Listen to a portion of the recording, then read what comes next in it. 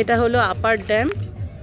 এই দূরে সোলার লাগানো রয়েছে, এখানে বিদ্যুৎ তৈরি হয়, মানে সোলার দিয়ে হচ্ছে জলবিদ্যুৎ তৈরি করা কাজ চলছে।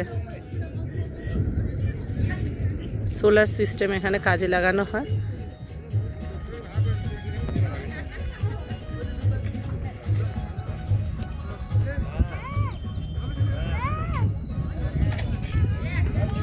আর এটা হচ্ছে আরেকটা দিক ড্যামের। এটা নিচে দূরে যে সমতল জায়গা দেখা যাচ্ছে, আমরা ওখান দিয়ে যাওয়ার সময় এই ড্যামের উপরে অংশটা দেখতে পাচ্ছিলাম। তো জায়গাটা এত অসাধারণ লাগছে, দারুণ।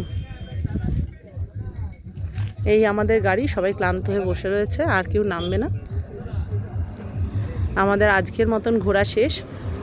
এটা আপার ড্যাম, আর এর আগে ঘুরে এসছি আমরা লোয়ার ড্যাম, মানে এর উপর দিয়েই আমাদের যাওয়ার রাস্তা।